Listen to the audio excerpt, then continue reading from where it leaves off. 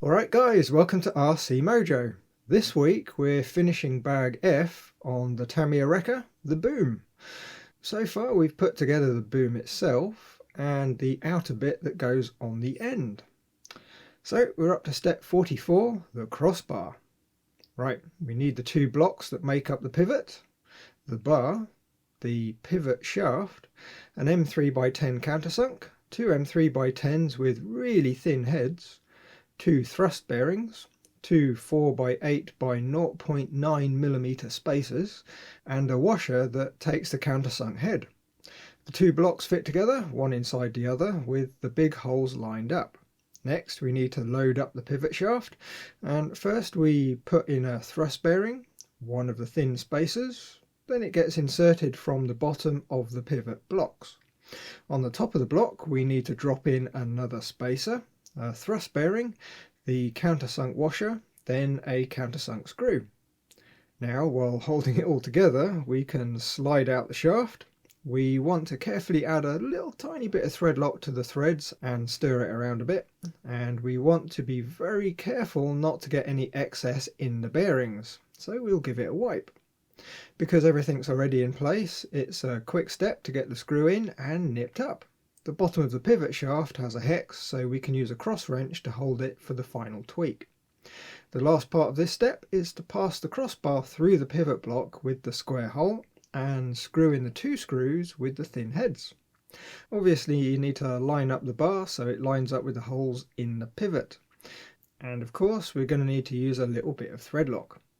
And we end up with a rather nice assembly. No resistance on the pivot and it feels good and solid. Step 45, the frame. All metal bits again this time. We need 4 of these rather nicely machined aluminium parts, the fork prongs if you like, 2 fork bars, 4 fork pins, 4 1.5mm E-clips. Now these ones really are quite small, so keep an eye on them. 2 2.6x8 cap heads, and we'll need 4 small body clips. First then we'll clip in the E-clips. The small pins have a slot at each end. If you look carefully you're going to see one is bigger than the other. We need to clip the E-clips into the small slot on all 4. Be very careful with them. Not only are they easy to lose, but they're not difficult to snap if you get them a bit twisted and don't notice when trying to squeeze them up. Unfortunately I did manage to snap one. But luckily I had a bag of them in the box of many spares, so it wasn't a problem. Okay, next we need the crossbar, so the countersunk screw head in the pivot is on the top. Then we slide on 2 of the aluminium forks so they line up with the innermost holes, and we use the pins up through the bottom. And then we use a body clip on the top to stop them falling out. The outer forks are exactly the same, except of course we use the outermost holes. To tie it together, the long bars go through the end hole in the forks from the inside, and we use a screw with some thread lock to hold it in. There's just about enough movement in the parts that you can fit the bar without much fuss. It even has a hole through it, so you can use an Allen key to stop it spinning while you do up the screw. Very nice. Step 46, underlift 3. We need the 2 small plates, the Y6 side bits. Now these are plastic, which does kind of let things down, but I'm sure they're going to be more than good enough anyway. For screws, there's 4 3x8 countersunk, 16 2x8 countersunk self-tappers, the 4x46mm pin with the holes at the ends, and we need 2 more body clips. We'll start by attaching the sides to the plate with the small screws. We'll only do them up so they're still a little bit loose, so everything can settle into position. Next we attach the other side with more of the small screws, making sure the end with the 2 large countersunk holes is at the same end as the other plate. And again we're not quite going to do the screws up all the way. Which leaves us with a rather nice box. Now in the end with the 2 large countersunk holes we need to pop in the square end of the hinge block. This uses 2 of the M3x8s on the top and the bottom with a little bit of thread lock. Now all the screws are in, we can work our way around and tighten the rest up properly, going corner to corner until they're all just bottomed out plus an extra little tweak. The assembly then slides into the assembly that we put together in step 43, Now it slides in pretty much all the way, and then we use the pin and body clip to lock it into position. A nice setup, but it is a pain if you actually want to tow another truck. You have to remove one of the body clips, take out the pin, slide the inner bit out a bit, then refit the pin and clip. Otherwise the pivot can't pivot, so you can't go around corners. To be really useful, it's going to need to be motorized, which might be a fun project. Step 47, the winch mounts. For plastic we need two W6s and two W7s, keep track of which is which, two W5s, the platforms / bottom bits in this step, 3 Y8 cable guides, and for screws we have 8 3x8s and 8 M3 plain nuts. After some experimenting, I found the easiest way to build up the mounts is to start by working out which goes where and getting the side parts ready. Then on the platforms, fit a screw and nut in each corner so the nuts are on just a turn or so. Then because the side bits have slots, we can slot them in under the nuts and then tighten up the screws. Do both sides and you can press them into place so the nubs on the inside of the side bits lock into the holes in the boom. Nice and simple. It's worth noting Tamiya do want us to glue the side bits in place too. They do end up being a little bit loose, but they're really not going to go far. I think a couple of strips of double-sided tape might be a good idea though. The cable guides simply stretch over the boom and pop into some holes, and again there's not much holding them in, and again Tamiya do suggest using glue. CA would work, but I think double-sided tape might be good enough too, and not be quite so messy. Okay, now things get a bit more interesting with the winch spools. Both step 48 and 49 are the same, except we wind the spools in an opposite direction in step 49. So we're going to concentrate on 48 and largely skip 49. So step 48, a winch. For plastic we have W4, one of the end covers, W2 and 3 that make up the spool, W1 the other end cover, 2 W8s the mounts, and W15 a little plastic spacer. We also need a 5mm O-ring, 2 2x10 shafts, a winch drum shaft, 2 850 plastic bearings, 2 2x6 countersunk self-tappers, 2 2x8s and 2 2x10s. Right, spool first, we need the two parts W2 and 3 and the string. We need to tie a fairly chunky knot in the end and line it up with a small slot in the end of W3. When we offer up W2, it's going to trap the string and the knot will make sure that it can't pull through. Simple. We just need to thread in the 2 countersunk self-tappers to hold it all together.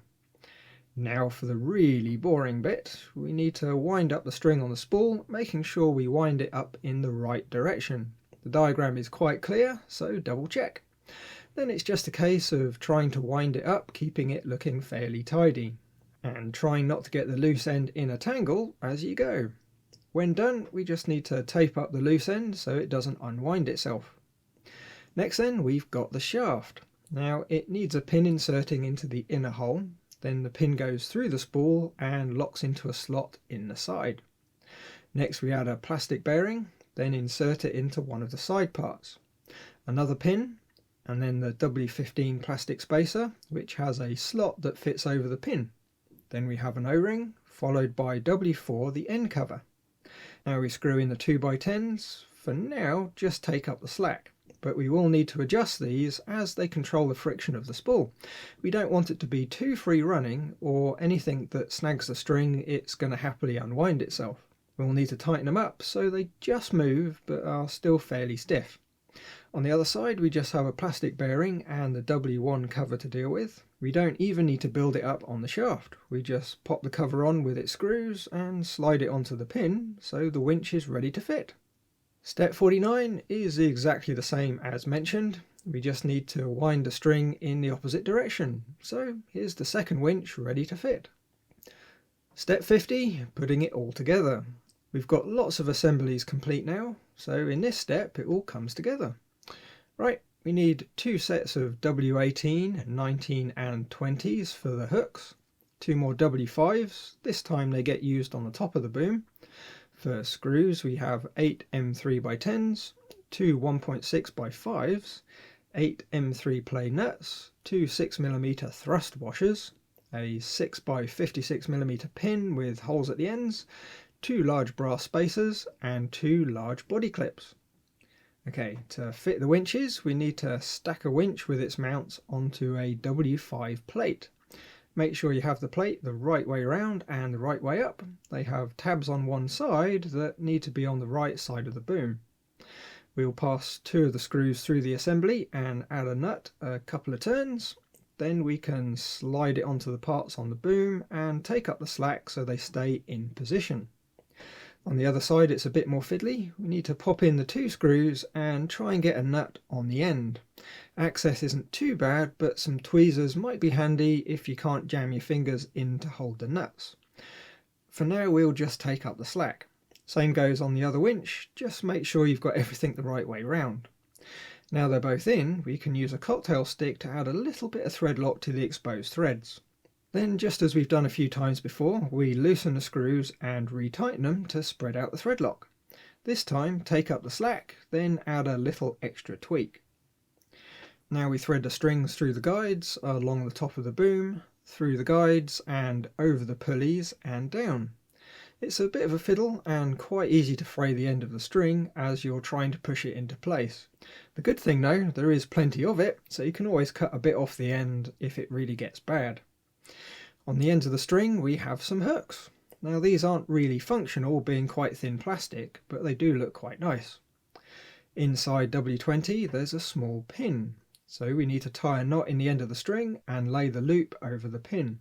To make sure it doesn't work loose, I'm just going to add a tiny bit of medium CA to the knot. Not to glue it to the pin, but just to keep the knot from coming undone. Then we cut off the excess string and hook it onto the end. Place W19 on the top, and while holding it all together we use one of the tiny 1.6x5 screws. Now it's a really dinky assembly. It would be great to find a metal version or something similar. To store the hook on the boom, there's a nice little loop on the vertical piece. Then we wind up the winch so there's a little bit of tension just to keep it in place. Repeat with the other one and that's the winches mounted up. Next up we need to fit the lift to the boom. Now it's quite a simple but a very clever design, as we'll see in a bit. To fit it we need to line up the boom and the lift and insert a pin part way through and slide in one of the brass spacers. Keep sliding in the pin until it's flush with the gap and insert another brass spacer. This one is a bit more tricky as you need to get it lined up with a pin when you can't really see what you're doing. Something thin to push it around does help. It's still a bit of a faff though. When it's through we need to add a thrust washer and a body clip at each end. And that's the boom complete. A very sturdy construction with lots of very nice chunky metal parts. Step 50, fitting the boom to the chassis. This time we need 4 Y5s, 2 4x102 threaded shafts, a 6x46mm shaft, a 6x70mm shaft, 4 dowel rings or the little small spacers, 4 large body clips, 4 M3 flange nuts, 4 large 3mm washers and 4 M3x12s. First we put together the links. Just like the steering links, we use some pliers and a bit of cardboard to grip the rod while we screw on the plastic ends. We need to set them so we have an 80mm gap between the inside faces of the rod ends. We need to be quite accurate with them as they both attach to the same rods, so if they're a bit off you are going to struggle to fit them to the chassis. Fitting the boom isn't the easiest thing in the world. There's lots of small bits that all need to line up. On the subframe we have 2 large holes per side that need to line up with the holes in the mounts on the boom. We'll need a screw and one of the metal spacers. Now because this is all metal we're also going to need some thread lock. We won't need to worry too much about the excess though, just as long as it's not dripping and making a mess. We'll work our way around, loosely fitting all 4, so there's a bit of wiggle room to line them up. Then we go around again and tighten them up properly. That just leaves the linkages and their pins. At the bottom we use the long pin through the chassis, through the rod ends on the linkages and out the other side. On the ends we use 2 of the body clips to keep them from falling out. At the top there's a similar setup, except we use the short pin and go through one of the holes in the boom. just make sure you get the right one. There's a handy side-on diagram in the manual that points out which, and it's nice and clear. Add the 2 body clips, and well, that's the boom fitted. Now I think it's time we change the camera angle so we can take in the whole chassis. It's getting quite big now. So far everything's gone together pretty much perfectly. A very impressive kit. And now we've got the wide angle, we can see how the lift drops. It's got 2 positions that use gravity to lock into place. With it upright, we can lift it up and hinge it backwards. Then when we're done towing, we just lift it back up. Then when it's vertical, it drops back into its lock position. It's going to be a bit better when we actually get the wheels on though, as it's going to have more ground clearance, so we won't have to keep lifting up the chassis. It does work pretty well though. It has a very satisfying feel to it. Of course, right now the boom itself is in a fixed position, so you can't lift and lower it. For that, we're going to need the electric actuator set, which brings up a bit of a dilemma. The actuator kit is really quite a bit of a build in itself. I think I'm probably going to set it up so we have a separate video for the build and install with the electronics and mechanics all together. That way, if anyone ends up looking to upgrade, it's all going to be together rather than mixed in with the truck build. So as we build the truck, you'll probably see the actuator magically replace the linkages. Just pretend it's not there for the time being, and we'll catch up with the actuator in a few videos time. For now though, that's going to be it for this week. So as always, thanks for watching, like if you liked, subscribe if you haven't, and leave a comment if there's something on your mind. Bye guys!